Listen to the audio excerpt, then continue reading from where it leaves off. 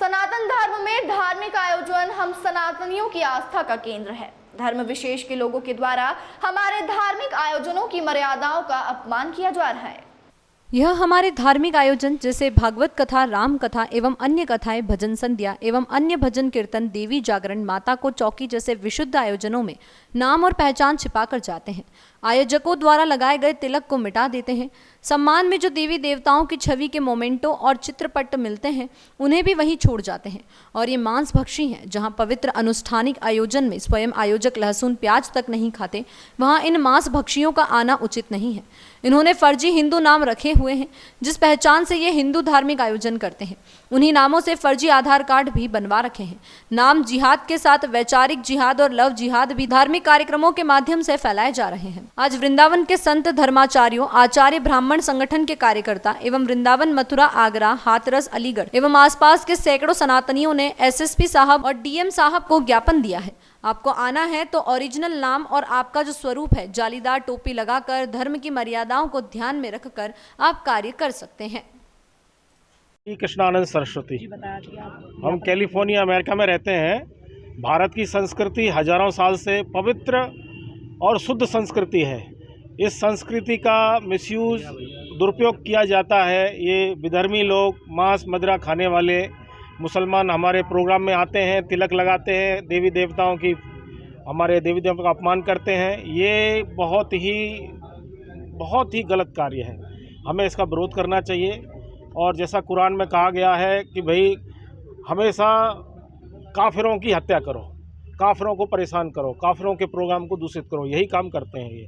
इसीलिए हमको सजग रहना चाहिए। कोई भी मुसलमान विधर्मी हमारे प्रोग्राम में नहीं आना चाहिए, और अगर कोई आता है तो उसको पुलिस में सूचना करनी चाहिए। महाराज जी, अभी उनके द्वारा एक आरोप लगाता है हिंदू कला संगठन के किसी व्यक्ति के ऊपर, क्या कहेंगे उसको लेकर? नहीं, हमारा एक्चुअली में हिंदू तो कभी टेररिस्ट हो ही नहीं सकता। हिंदू ने तो त्याग किया हुआ है। अब जब भी देख लो, बांग्लादेश में हिंदू मारे जाते हैं, पाकिस्तान में हिंदू मारे जाते हैं। हमेशा हिंदू तो हमेशा पीड़ित रहा हुआ है।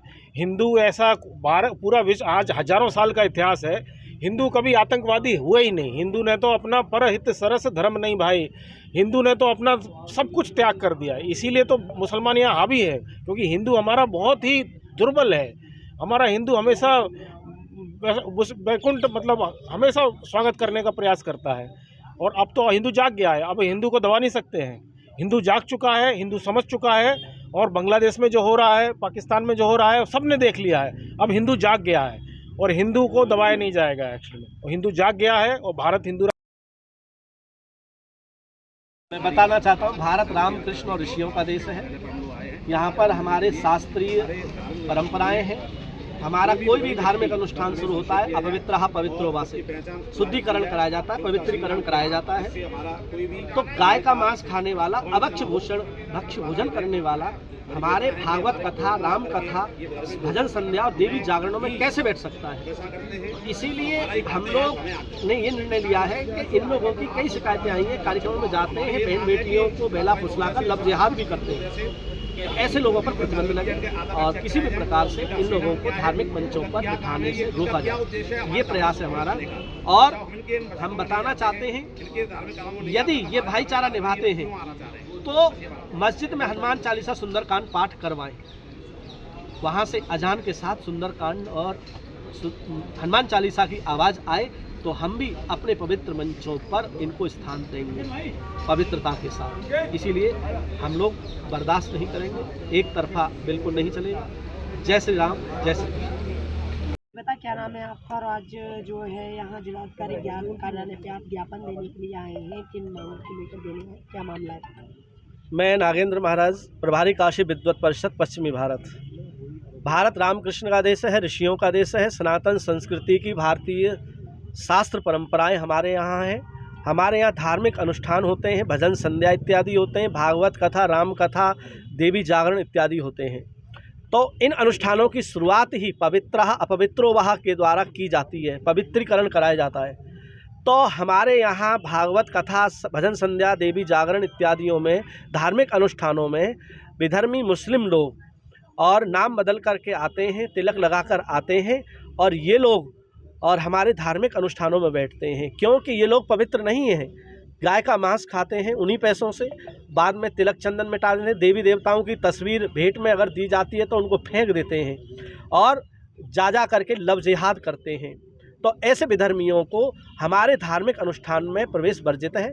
जब ये लोग हम लोगों को, हमारे संगीतकारों को अपने मस्जिद में अपनी अजानों में बुलाएं हिंदुओं को, या फिर मस्जिद में हनुमान चालीसा या सुंदरकांड पाठ कराएं, तो हम समझेंगे कि निश्चित ये भाईचारा निभा रहे हैं। करा के दिखाएं अपने मस्जिद में और अपने घरों में हनुमान चालीसा सुंदरकांड भजन संध्या करें, हमको बुलाएं।